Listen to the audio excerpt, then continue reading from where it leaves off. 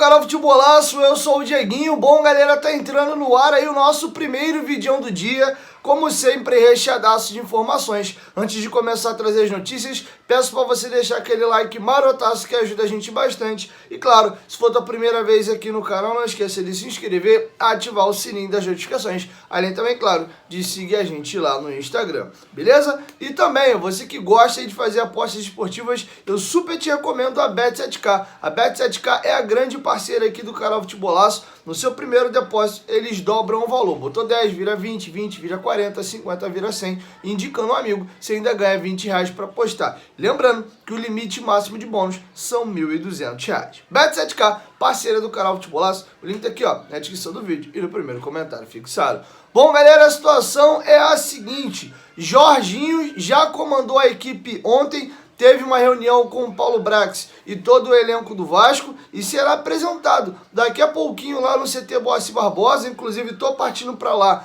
já para poder participar da entrevista coletiva. E antes de eu trazer um pouco mais de detalhes, eu vou ler para vocês a nota oficial do Vasco e tem um depoimento do Jorginho também, falando a respeito do seu retorno e do porquê aceitou um contrato de apenas 10 jogos até o final da Série B. A equipe do Vasco da Gama se apresentou no CT Boacir Barbosa na tarde desta terça-feira, dia 6 de setembro, para o primeiro dia de trabalho sob o comando do técnico Jorginho. O treinador comemorou o retorno aos Gigantes da Colina, onde foi campeão dentro e fora das 4 linhas, e reforçou a confiança em um trabalho com desfecho positivo na busca pelo acesso. Fiz um contrato de 2 meses porque acredito muito no trabalho do Vasco da Gama e nas possibilidades que temos. Estamos no G4, é uma competição com jogos difíceis, mas é uma oportunidade de levarmos novamente o Vasco para onde ele jamais deveria ter saído. Esperamos realizar um grande trabalho, fazer com que a equipe some pontos dentro e fora de casa. Temos todas as possibilidades para ter um bom final de ano. Jorginho chega ao Vasco ao lado dos auxiliares Joelton Ortiga e Bebeto Saltier. A comissão comandará os Gigantes da Colina diante do Grêmio, neste domingo, na casa do adversário, às 16 horas. Bom, galera, antes de falar um pouquinho mais aí de campo e bola, eu gostaria de deixar com vocês algumas entrevistas que o Jorginho já deu falando do seu relacionamento com o Vasco. Ele afirma ser torcedor do Vasco de criança e de que essa relação cresceu ainda mais após a brilhante passagem dele do Vasco entre 2015 e 2016. Ele é muito lembrado como jogador do Flamengo, apesar de ter ganho 2 títulos importantes no Vasco, mas é torcedor do Vasco e como treinador a relação é muito mais próxima com o Vasco. Vou deixar com vocês o Jorginho falando desse relacionamento dele com a instituição do Vasco da Gama. Eu sou vascaíno de criança, né?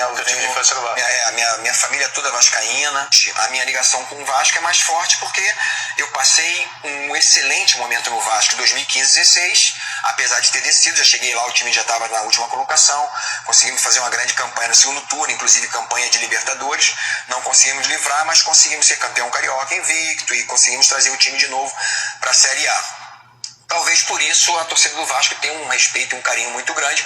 No Flamengo eu passei só em 2013, era um momento de transição, ali que o Flamengo estava duro, sem grana e tal, eu fui mandado embora rapidinho, não criou aquela atmosfera. Claro que até hoje, tal, como lateral, eu sou sempre lembrado no Flamengo, né? Mas grandes títulos mesmo, apesar de ter jogado pouco tempo no Vasco, foram 2 títulos importantíssimos, um brasileiro e um Mercosul, que hoje é uma sul-americana, né? Em cima do Palmeiras, virada de 4-3 e tal. Então é muito legal. O que eu gosto é isso. É uma convocação. Não é um convite. Eu fui muito feliz no Vasco, muito feliz. Eu sei que um dia vai acontecer de eu retornar. É um grande clube. É um clube que tem, como ele falou, é gigante. É o gigante da colônia mesmo, porque é muito forte. Uma torcida assim, apaixonada. Bom, agora eles acabaram de ver aí o depoimento do Jorginho. Jorginho terá uma grande tarefa ao chegar ao Vasco. O Vasco hoje é um Frankenstein, um time que era muito sólido defensivamente na passagem de Zé Ricardo, perdeu-se isso, inclusive peças importantes aí do sistema defensivo vem cometendo falhas recorrentemente. O Anderson Conceição fez um gol contra a equipe do Guarani, o Quinteiro fez um gol contra no jogo do Bahia, o Quinteiro acabou fazendo um pênalti no jogo do Brusque, ia dando um outro gol no jogo da equipe do Bahia também, o Danilo Bosa pisa na bola, se embanana todo, e o Vasco toma um gol do CSA, e até agora o Vasco não acertou um lateral direito, desde a saída do Gabriel Dias. O Everton passou por ali, o Matheus Ribeiro e o Léo Matos, e se pá, cara, talvez o Everton dos três aí é o que teve o desempenho menos ruim, vamos poder colocar assim, dos três. E o Everton hoje está na equipe do Internacional. Beleza?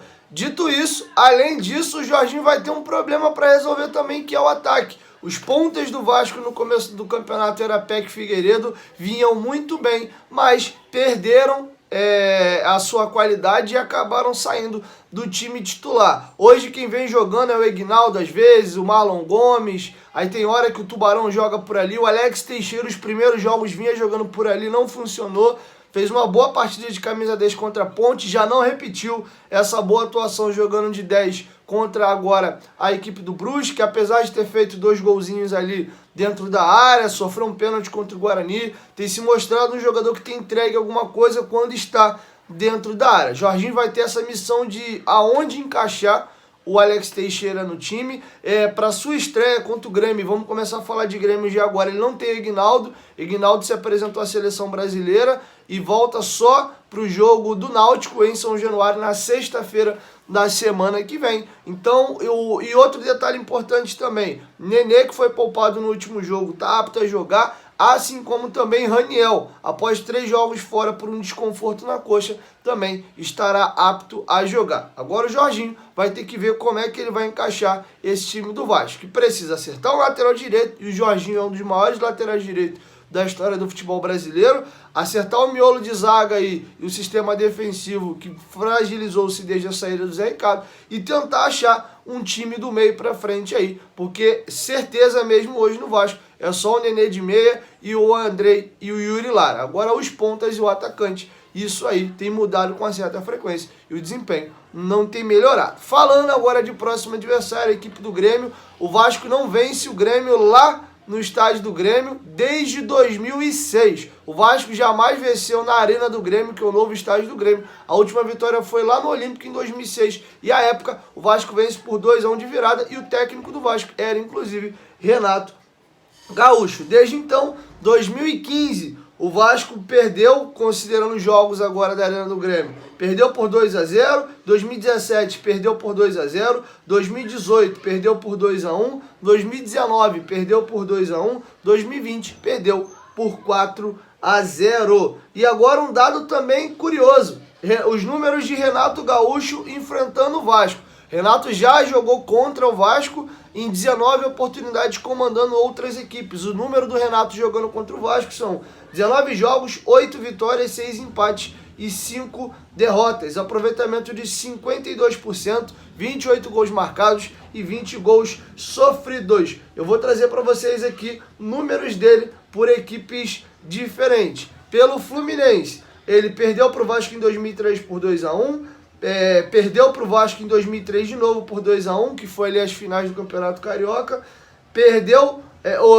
o Fluminense ganhou o Vasco por 2-1 em 2008, empatou com o Vasco por 1-1 em 2008, mas elimina o Vasco numa semifinal nos pênaltis por 5-4, teve um outro empate em 2014 por 1-1, um outro empate em 2014 também por 1-1, e novamente em 2014 o Vasco vence o jogo por 1-0, isso todos os jogos de Campeonato Carioca. E agora, pelo Grêmio, a vantagem do Renato no Vasco é gigantesca. Pelo Grêmio, em 2010, foi 3-3 o jogo. 2011, isso em São Januário, 1-1 lá na Arena do Grêmio.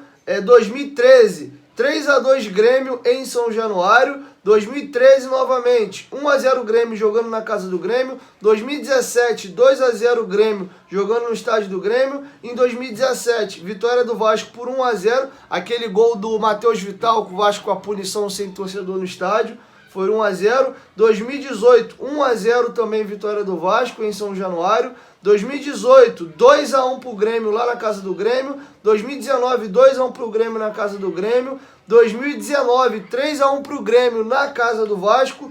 2019, esse é até o jogo que o Fred Guarim faz um gol de falta e o Vasco toma virada, eu tava lá. 2020, Vasco e Grêmio 0 a 0 na casa do Vasco, e 2020 também lá na casa do Grêmio, 4 a 0 Grêmio. Pelo Grêmio foram... Se eu for passar aqui é jogo pra caramba, é um caminhão de vitória. Só tem uma vitória do Vasco aqui, que foi lá em 2017. Gol marcado ali pelo Matheus Vital, que eu narrei pra vocês. Beleza? Então o jogo de domingo marca aí um técnico que pelo Grêmio costuma ganhar muito do Vasco.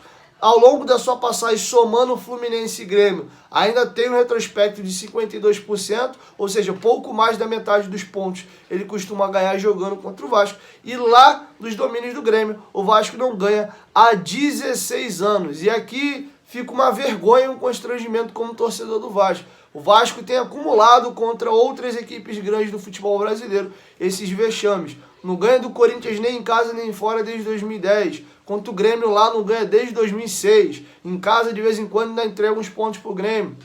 Você pega os números do Vasco contra o São Paulo, o Vasco começou a ganhar do São Paulo de uns anos pra cá em São Januário, porque perdia até em São Januário e no Morumbi, não ganhava nem a pau. E aí tu vai, Palmeiras, Internacional, é um jogo que o Vasco ainda ganha em casa, mas fora não ganha de jeito nenhum.